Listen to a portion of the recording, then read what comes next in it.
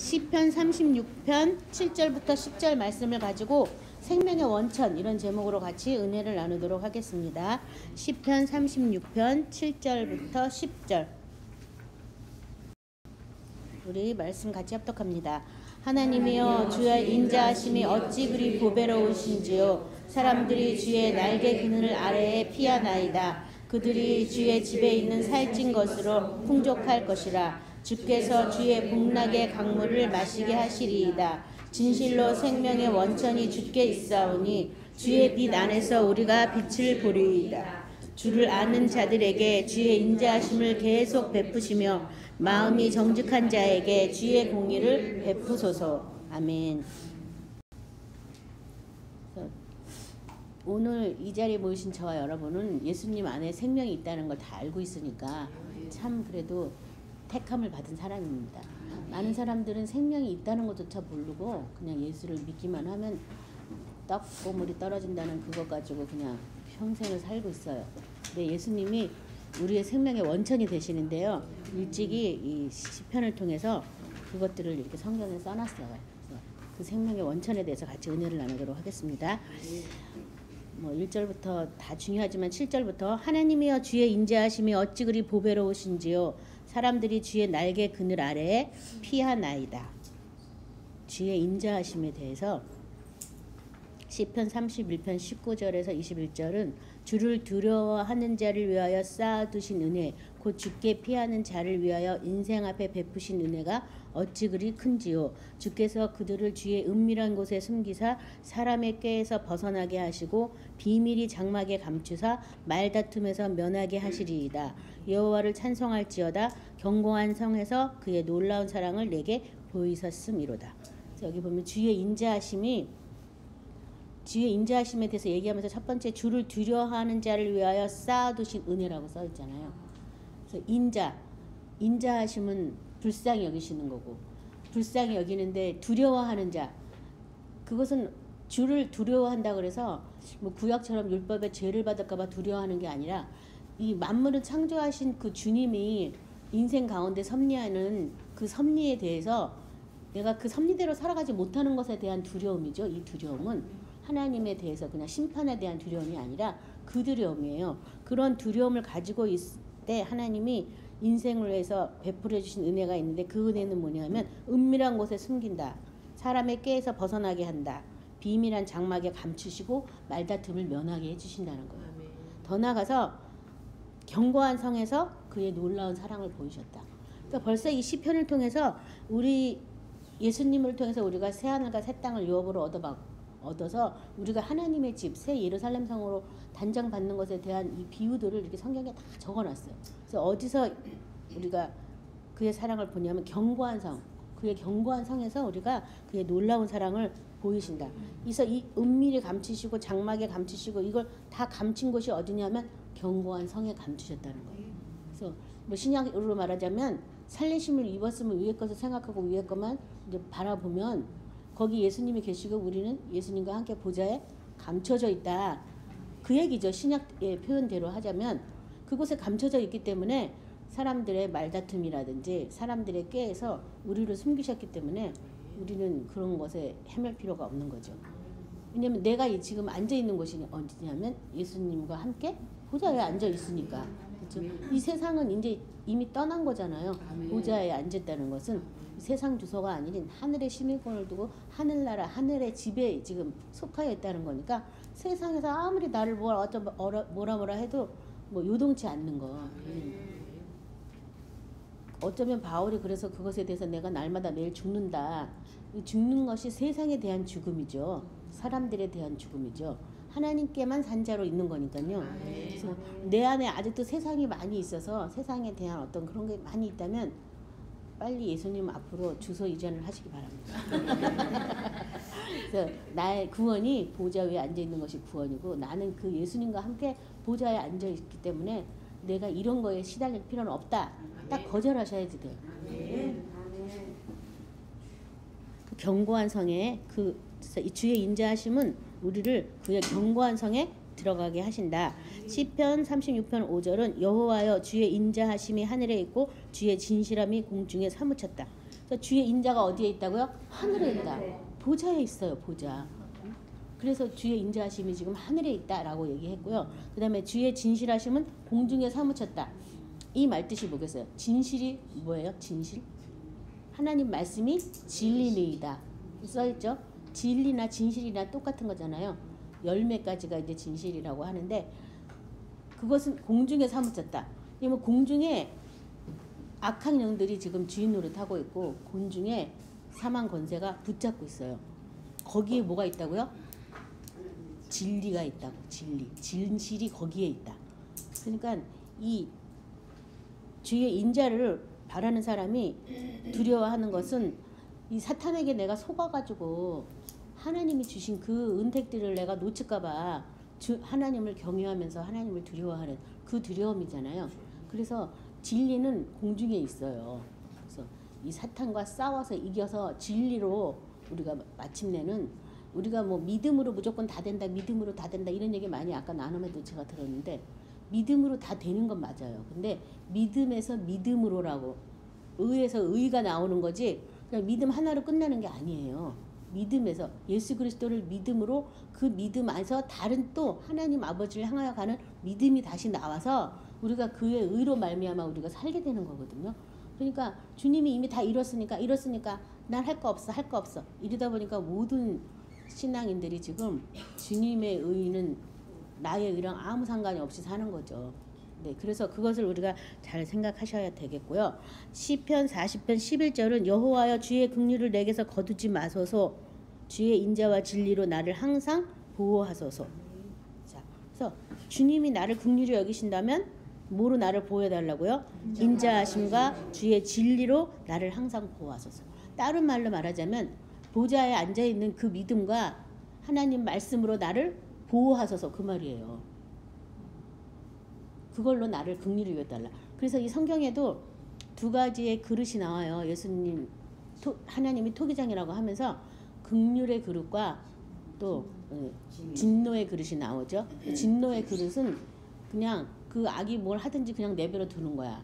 마지막에 그 악을 통해서라도 하나님이 바로도 쓰셨듯이 그 악한 자도 쓰셔서 선한 자들을 깨워 일으키는 일을 하거든요. 우리의 양과 염소가 같이 있는 거랑 똑같죠.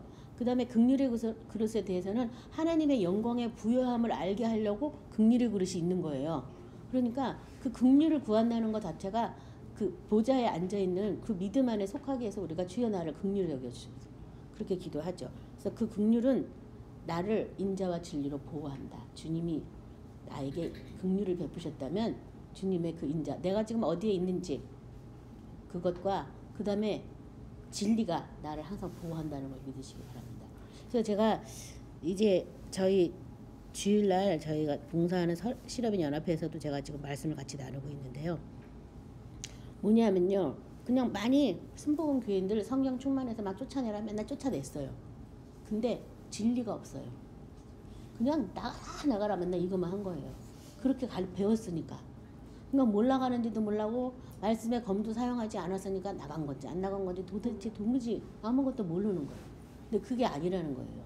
성경대로 믿고 성경대로 하나님이 나에게 주시는 말씀에 내가 순복해서 그 말씀 안에서 항상 바울이 보통 사람이 아니었지만 매일 자기를 쳐서 복종케 한다고 성경에 쓰였잖아요. 그렇죠?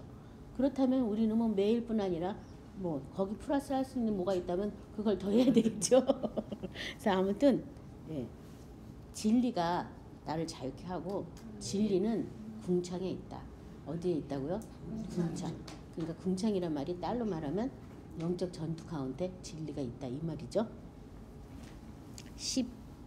그 다음에 시편 51편 1절은 하나님의 주의 인자를 따라 내게 은혜를 베푸시며 주의 많은 긍휼을 따라 내 죄악을 지워주소서. 시편 57편 10절 무릇 주의 인자는 커서 하늘에 미치고 주의 진리는 궁창에 이르나이다. 똑같은 말 나와 있고요. 시편 89편 14절은 의와 공의가 주의 보좌의 기초라 인자함과 진실함이 주 앞에 있나이다. 의와 공의가 주의 보좌의 기초다. 그 다음에 인자와 진실이 주 앞에 있나이다. 시편 178편 시편 17편 8은 나를 눈종자같이 지키시고 주의 날개 그늘 아래 감추사. 우리를 눈동자 같이 지키시고 그분의 날개 아래 지킨다고 그것을 믿으시기 바랍니다. 시편 61편 4절은 내가 영원히 주의 장막에 머물며 내가 주의 날개 아래 피하리이다. 룻기 2장 12절 야훼께서 내게 행한 일에 보답하시기를 원하며 이스라엘의 하나님 야훼께서 그의 날개 아래 보호를 받으러 온 내게 온전한 상 주시기를 원하노라 하는지라. 보아스가 이 룻에게 하는 말이죠. 그래서 주의 날개 그릇 아래 우리를 보호하신다. 주님의 인자가 얼마나 큰지 보배로운데 그 주의 날개 아래 피하는 그것이 하나님의 인자하심 속에 있는 것이다. 이렇게 말하고 있어요. 그러니까 자기 집에 있어야지 보호할 거 아니에요. 그렇죠? 이 날개 그늘 아래라는 게 자기 집에 있을 때. 그래서 저와 어찌하든지 예수님을 통하여 아버지 집에 가셔야 되겠습니다. 6절 8절 그들이 주의 집에 있는 살찐 것으로 풍족할 것이라 주께서 주의 복락의 강물을 마시게 하시리이다. 이 날개 그늘 아래 피했는데 그게 바로 주의 집이라고 8절에 바로 나오죠. 그들이 주의 집에 있는 살찐 것으로 풍족할 것이다. 주께서 주의 복락의 강물을 마시게 하시리이다. 시편 23편 5절 6절도 주께서 내 원수의 목전에서 내게 상을 차려주시고 기름을 내 머리에 부으셨으니 내 잔이 넘치나이다. 내 평생의 선하심과 인자하심이 반드시 나를 따르리니 내가 야훼의 집에 영원히 살리로다. 그래서 내 잔이 넘쳤는데 그 잔은 뭐냐면 아버지 집에 사는 것이죠. 시편 27편 1절 4절은 제가 말씀이 좋아서 다 집어넣습니다. 사실은 이렇게 4절만 하면 되는데 여호와는 나의 빛이요 나의 구원이시니 내가 누구를 두려워하리요. 여호와는 내 생명의 능력이시니 내가 누구를 무서워하리요. 악인들이 내 살을 먹으려고 내게로 왔으나 나의 대적들 나의 원수들인 그들은 실족하여 넘어졌도다. 군대가 나를 대적하여 진칠지라도 내 마음이 두렵지 아니하며 전쟁이 일어나 나를 치료할지라도 나는 여전히 태연하리로다. 내가 여호와께 바라는 한 가지 일 그것을 구하리니 곧 내가 내 평생의 여호와의 집에 살면서 여호와의 아름다움을 바라보며 그의 성전에서 사모하는 그것이다. 주님이 빛이고 생명의 능력이시지만 내가 원하는 것은 뭐라고요? 내가 아버지 집에 살면서 아버지의 아름다움을 바라보면서 그것을 평생 사모하는 것이 내가 원하는 딱 한 가지 일이다. 저희 여러분도 딱 한 가지 일이 그 일이 되시기 바랍니다. 그래서 어찌하든지 내가 하나님의 집인 새 예루살렘 성으로 단정을 받고 그 안에서 아버지의 보좌에 계신 아버지의 영광을 찬미하는 것 그것이 저와 여러분이 하나님께서 부르신 목적이에요. 내 택한 자들이 나의 영광을 부르게 하려고 택했다고. 그래서 그 영광의 찬미를 계속 하셔야 되는 거죠. 시편 65편 1절에서 4절 하나님의 찬송이 시온에서 주를 기다리오며 사람의 서원이 주께 이행하리이다. 기도를 들으시는 주여 모든 육체가 주께 나아오리다. 죄악이 나를 이겼사오니 우리의 허물을 주께서 사하시리이다. 주께서 택하시고 가까이 오게 하사 주의 뜰에 살게 하신 사람은 복이 있나이다. 우리가 주의 집 곧 주의 성전의 아름다움으로 만족하리이다. 찬양이 시온에서 기다리고 사람의 서원이 주께 이행하고 기도를 들으시는 주여 모든 육체가 주께 다 나온다. 모든 육체가 나온다고 하면서 거기 지금 3절에 뭐라고 나왔어요? 죄악이 나를 이겼사오니 우리의 허물을 주께서 사하시리이다. 죄악이 나를 이겼다. 내가 이길 수 없다는 걸 알게 된 거예요. 자기 의로 사는 사람은 자기가 이긴다고 생각하지만 주님의 의가 필요한 사람은 내가 이길 수 없는 걸 알게 되는 거예요. 그래서 내가 이길 수 없는 걸 알아가지고 그렇지만 우리의 허물을 주께서 사하시리.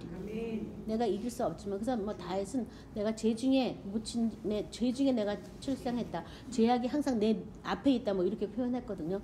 그 악은 내가 원해서 갖게 된 게 아니라 사탄이 미혹을 당한 아담의 후손이 됐기 때문에 자동 갖게 된 거기 때문에 거기서 나는 이길 수가 없는 존재라는 것만 알게 되면 그 다음에 주님의 의를 구하게 되는 거죠. 내가 못 이기니까 주님 도와주세요. 어떡할까요? 막 이렇게. 그래서 그렇게만 해서 그렇다면 주께서 우리를 사하실 것이다. 이렇게 표현을 하고 더 나아가서 우리가 주의 집 곧 주의 성전의 아름다움으로 만족하리다. 뭘로 만족하냐면 주의 집에 그 아름다움으로 내가 만족할 것이다. 그래서 이 신앙인들 안에 뭔가 채워지지 않은 1%, 그 1%가 뭐냐면 내가 아버지의 집에 거하서 아버지의 아름다움을 보는 그게 그 1%예요. 그것까지 가셔야 되겠습니다. 그게 이루어지지 않는 한은 계속 영원 상원하는 마음이 우리 안에 늘 충만해가지고 뭔가 있는데 이런 마음이 아마 들 거예요.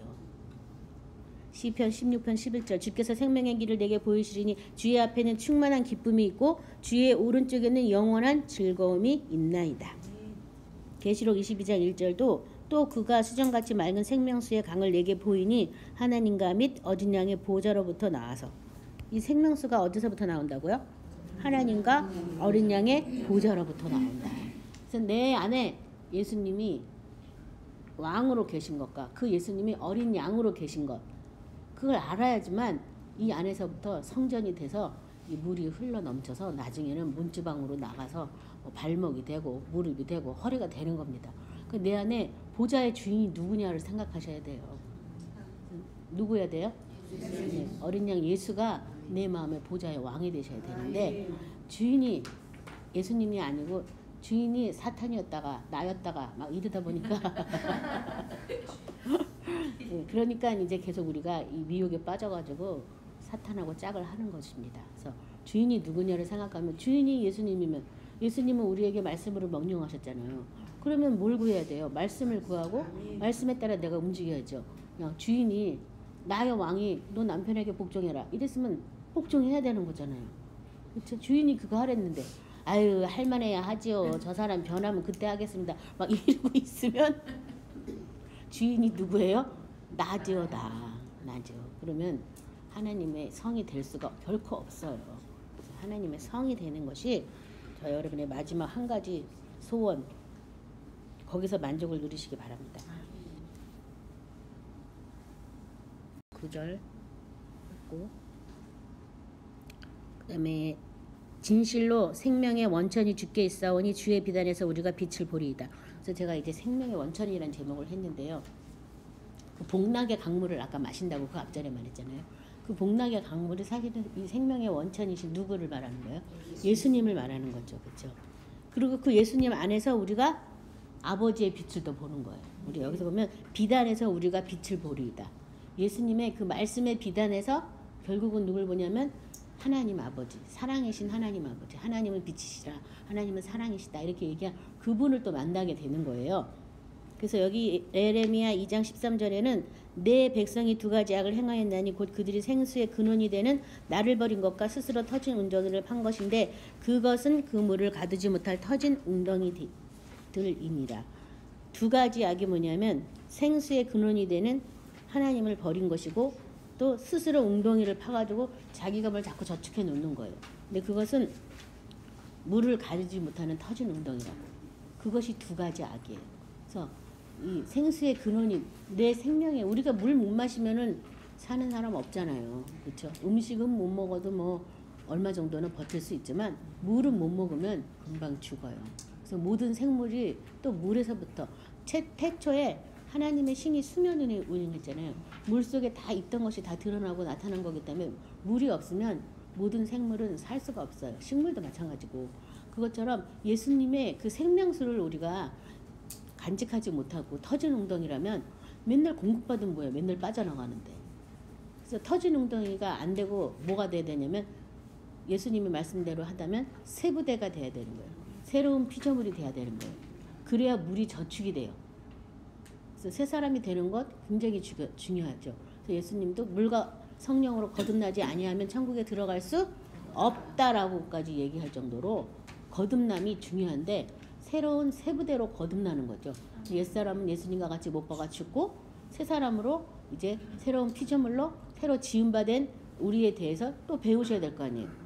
만약에 죽었다 다시 살아나는 사람이 있다면 바로 그 몸을 쓸 수 있겠어요? 못 쓰죠. 못 써요. 배워야 돼요. 손가락은 어떻게 움직이는지 발가락은 어떻게 움직이는지 이 마음의 변화 다 배워야 되는 것처럼 우리도 새로운 피조물로 살려면은 주님으로부터 공급받아가지고 다 배워야 되는데 뭘로 배우냐면 말씀으로 배우는 거예요. 말씀으로 형제는 이렇게 하고 부부는 이렇게 하고 노모는 이렇게 섬기고 뭐는 어떻게 성경에 얼마나 자세하게 다 나왔어요. 진짜 인간의 치부까지 다 드러내가지고 다 나왔고요.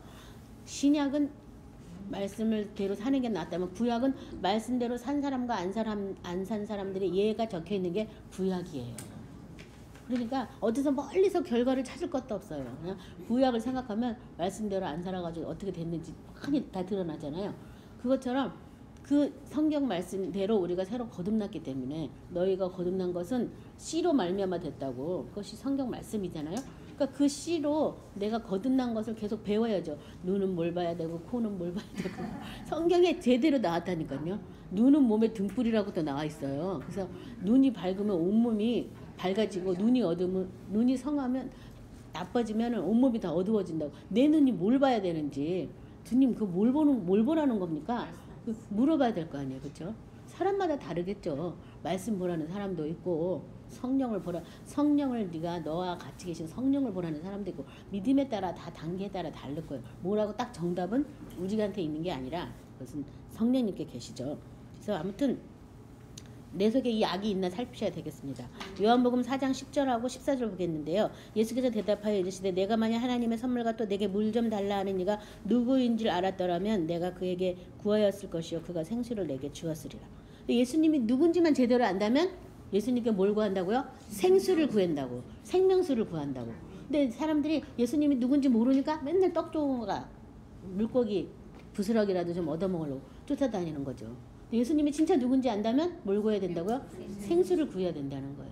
많은 사람이 예수님이 누군지 몰라요. 구원 잘하니까 그냥 구원했나 보다. 나 대신 죽었나 보다. 뭐 이러다 보니까 나 대신 죽은 게 괜히 죽은 게 아니라 새 생명 죽으려고 죽은 거거든요. 근데 새 생명은 신경 안 쓰고 나 대신 아프셨죠. 나 대신 뭐 어떻게 하셨죠. 막 이러면서 그거 갖고 슬퍼요.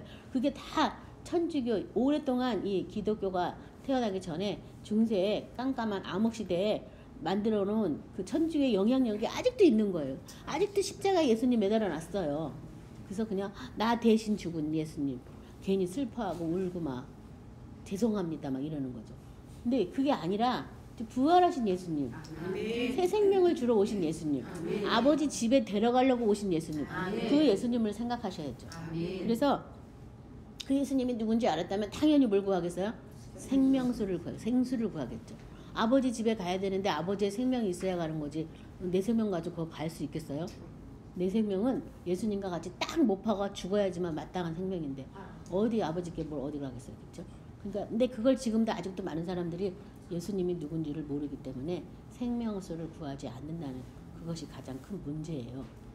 생명수, 생수를 구하시기 바랍니다. 그래서 14절에는 내가 주는 물을 마시는 자는 영원히 목마르지 아니하리니 내가 주는 물은 그 속에서 영생하도록 솟아나는 샘물이 되리라. 그래서 여기 보면 누가 주는 물이요? 내가 주는 물, 내가 주는 물, 내가 주는 물을 마시는 자, 내가 주는 물을 그 속에서 영생하도록 샘물이 솟아난다. 그러니까 예수님께 구해야지만 예수님이 그 생수를 줄 거 아니에요. 그 사람들이 주는 거 아니에요. 이건 예수님이 주는 거예요. 예수님이 뭘로 주겠어요?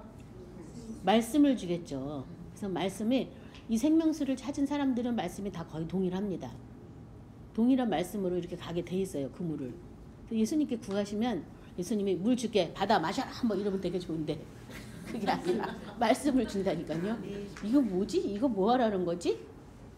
생뚱맞으니까 처음에는 헷갈리는데 그래도 그걸 저 같은 경우에는 피를 먹고 마시지 않으면 생명이 없다. 거기서부터 시작했거든요, 저는. 그래서 피도 막 계속 마시고 말씀도 계속 먹습니다. 이거부터 시작했는데 사람마다 시작하는 말씀은 다르겠죠. 생명수를 구한다면.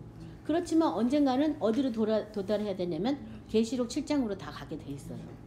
그래서 어린 양의 그 피로 옷을 희게 한 사람들이 그 하나님 보좌에 있고 항상 하나님을 거기서 찬미할 때 하나님이 어린 양을 목자로 삼게 해줘가지고 그 생명수 샘물을 인도하는 그 구절로 다 가게 돼 있어요. 어디서 시작했든지 다 그 구절로 가게 돼 있어요. 그래서 거기서 어린 양이 나의 목자가 돼서 어린 양을 뒤쫓아 살 때 생명수가 흐르는 거죠. 넘치는 거죠.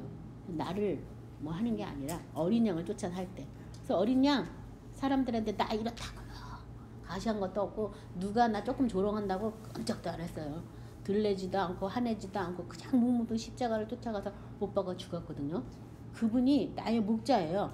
그러면 나도 누가 사람들이 이러든 저러든 뭐 비방을 하든 욕을 하든 개의치 말아야 돼요. 그거 별것도 아니에요. 악한 사람들은 남을 비판하는데 잘하게 돼 있어요. 우리도 뭐 비판은 잘하잖아요. 칭찬보다는 비판이 쉽죠. 우리 속에도 악이 있어서 그런 건데 그러니까 그냥 다 무시하세요. 나한테 직접 대우한 거에 대해서는 좀 마음이 요동칠지 모르지만 그래도 그렇게 보셨냐고. 나 원래 그런 사람이라고 딱 이러고 쿨하게 넘기세요.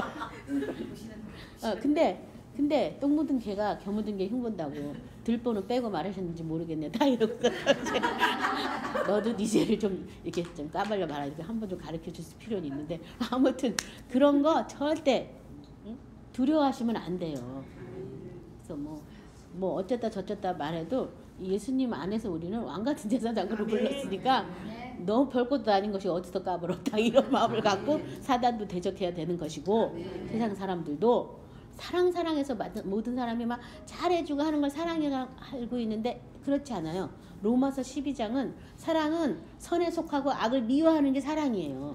그러니까 사랑하기 위해서 싸워야 될 땐 싸워야 되고 강하게 명령해야 될 땐 명령해야 되는 거죠. 모든 게 좋아 그건 진짜 악이에요. 그래서 사랑 안에서 승리하시기 바랍니다.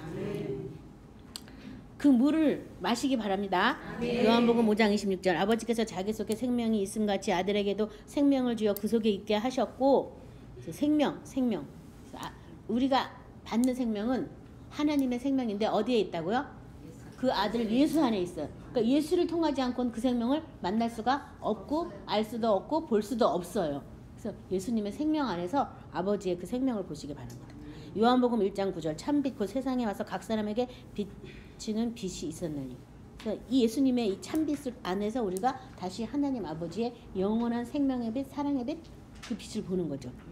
사도행전 26장 18절 많이 했지만 그 눈을 뜨게 하여 어둠에서 빛으로 사탄의 권세에서 하나님께로 돌아오게 하고 제사함과 나를 믿어 거룩하게 된 무리 가운데서 기업을 얻게 하리라 하더이다. 예수님 믿는 거 딱 몇 점 정리하면 첫 번째 눈을 뜨어 어둠에서 빛으로 사탄의 권세에서 하나님께로 돌아가는 것이고 제사함과 거룩함을 얻게 돼서 기업을 얻는 이거라고 지금 설명하고 있고요. 베드로전서 2장 9절 그러나 너희는 택하신 족속이요 왕같은 제사장들이요 거룩한 나라여 그의 소유된 백성이니 이는 너희를 어두운 데서 불러내어 그의 기이한 빛에 들어가신 이에 아름다운 덕을 선포하게 하려 하심이라. 기이한 빛에 들어가게 하신 그 빛을 선포하게 하려고 우리를 왕같은 제사장 택하신 족속 거룩한 나라 그의 소유된 백성으로 불러내었다. 그러니까 그 기이한 빛, 이 빛이 정말 기이한 빛이에요. 그렇죠? 디모데전서 6장 16절은 오직 그에게만 죽지 아니함이 있고 가까이 가지 못할 빛에 거하시고 어떤 사람도 보지 못하였고 또 볼 수도 없는 이시니 그에게 존귀와 영원한 권능을 돌릴지어다. 아멘. 하나님께만 죽지 아니함이 있고 가까이 가지 못할 빛에 거하신다. 그래서 아버지의 그 빛 안에서 우리가 영원한 생명을 이제 누리게 되는 거예요. 10절 주를 아는 자들에게 주의 인자하심을 계속 베푸시며 마음이 정직한 자에게 공의를 베푸소서. 여기 보면 렘 22장 16절 그는 가난한 자와 궁핍한 자를 변호하고 형통하였나니 이것이 나를 알미 아니냐 여호와의 말씀이니라. 하나님을 안다면 하나님을 알게 되면 오히려 하나님이 우리를 변호하고 형통하게 된다. 이런 시편에서도 저가 나를 안즉 내가 저를 건지리라 이런 구절도 있죠. 시편 9절 10절 여호와여 주의 이름을 아는 자는 주를 의지하여 오리니 이는 주를 찾는 자들을 버리지 아니하심이니이다. 안다면 그를 의지하게 된다. 모르니까 의지하지 않는 거죠. 그렇죠? 우리가 생명의 원천이 주께 있고 우리 생명이 예수님의 생명을 받아서 사는 걸 알면 예수님을 구하게 되겠죠. 근데 그걸 모르면 예수님을 안 구하는 거고. 시편 7편 10편 나의 방패는 마음이 정직한 자를 구원하시는 하나님께 있도다. 나의 방패는 내 방패는 우리 믿음의 방패다 이렇게 신약에서는 예배소서에 나왔지만 그 방패는 뭐냐? 마음이 정직한 자를 구원하시는 하나님께 있다. 마음이 정직한 자. 그러면 나는 마음이 정직하지 못하느냐?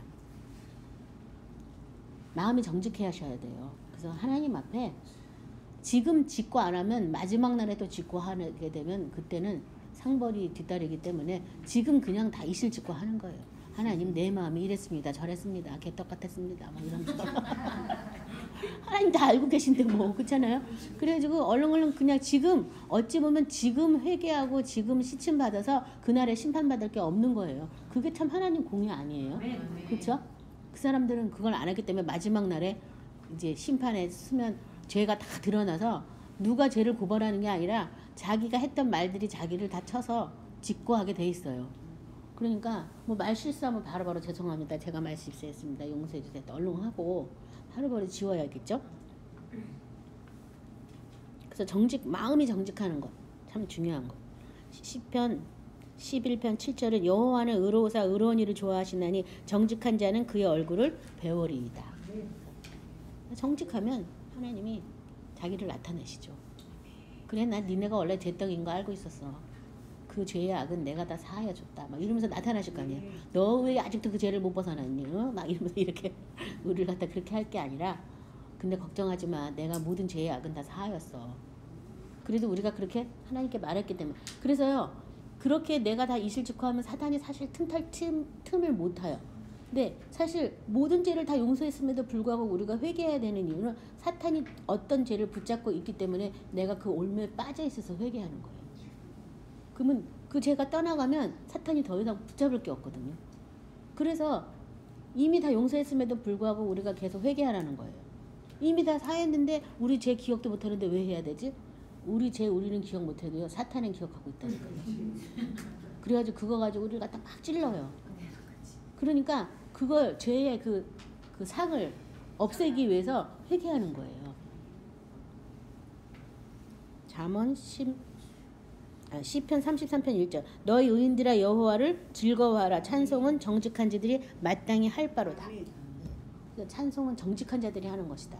그래서 하나님 마음에 내 마음에 꺼리낌도 하나도 없고 내 마음의 그 상태를 하나님께 우리가 노래하는 거잖아요. 찬양이. 그러니까 정직한 자들은 당연히 뭘 한다고요?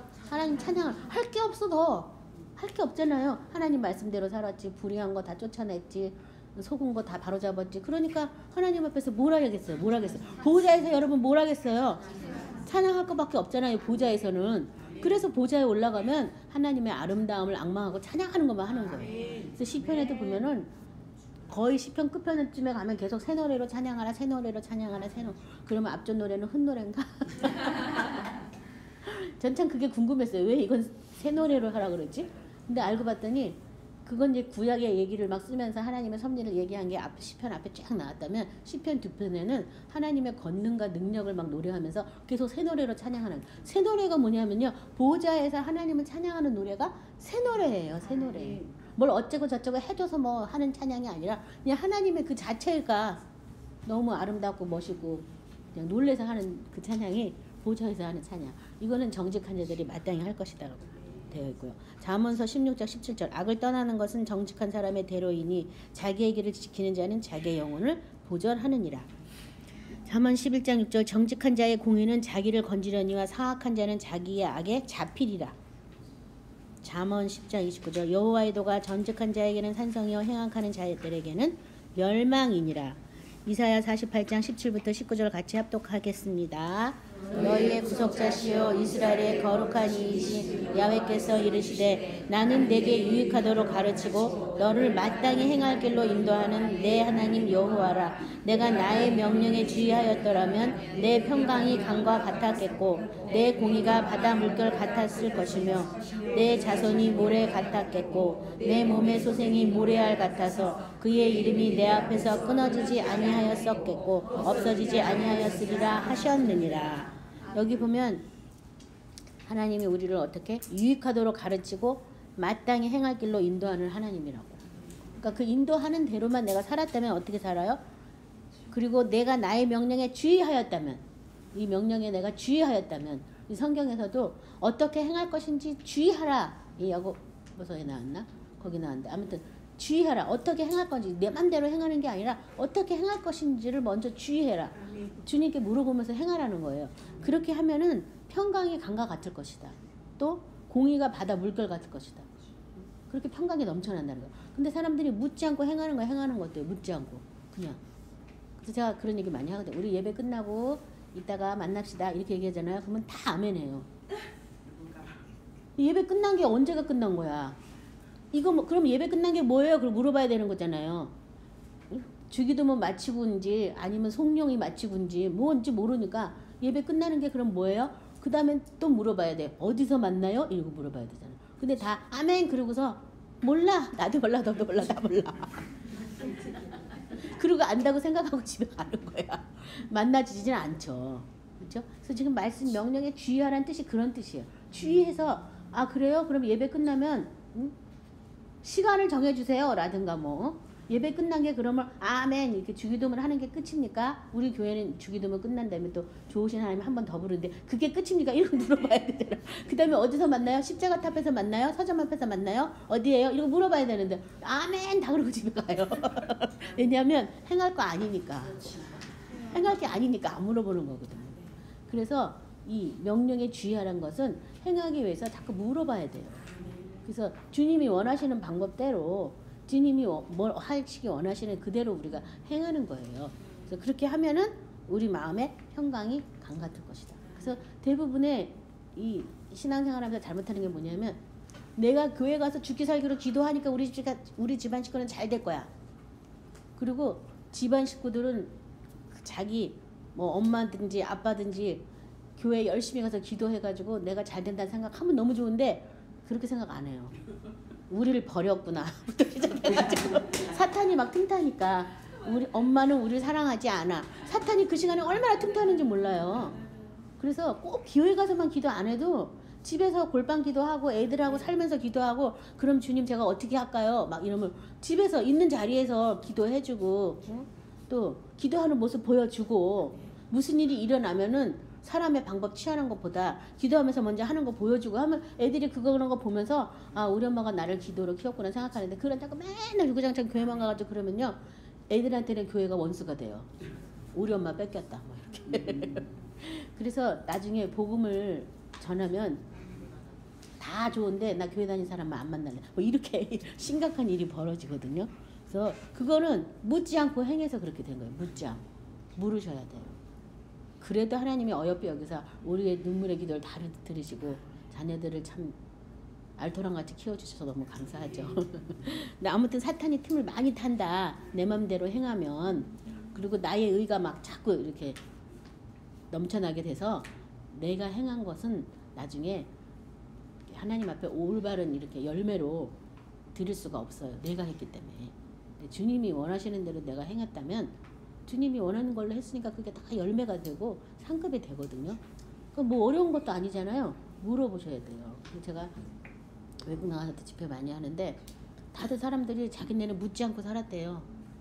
근데 참 그게 아니 이렇게 하라고 했으면 하라는 사람한테 물어보고 하는 게 당연한데 묻지 않고 행했다면서 참 그 점이 나랑 다르네요. 이런 얘기 제가 계속 듣는 얘기가 그 얘기거든요. 그게 전부 자기 의로 살았다는 그 얘기거든요. 사실 또 달리 말하면은 그러니까 이제 오늘부터 그냥 자꾸 물으세요. 대답 없어도 자꾸 묻다 보면 대답이 어디선가 들려와요. 대답이 어디선가 들려오고 설교 말씀에서도 찾고 신문 보다가도 찾고 TV 보다도 찾고 대답 물어보면 대답은 어디선가 다 오게 돼 있어요. 하다못해 뭐 별거 아닌데 광고 보다가도 어머 막 이러면서 또 하나님이 눈을 띄워주면 거기서 대답을 발견합니다. 그러니까 계속 물어봐요. 어떻게 행해야 되는지. 그대로 행하시기 바랍니다. 자, 오늘 말씀을 생각하시면서 생명의 원천이 우리 주 예수님 안에 있어요. 그래서 나를 새롭게 창조해 주신 분이 바로 예수님이세요. 예수님 안에서 내가 주의 영광의 빛을 보고 더 나아가서 아버지 살아계신 아버지의 그 사랑의 빛까지 보는 저와 여러분이 되셔야 되겠습니다. 오늘 말씀 생각하면서 내가 정말 정직하게 살았는지 하나님 앞에 기도하시기 바랍니다.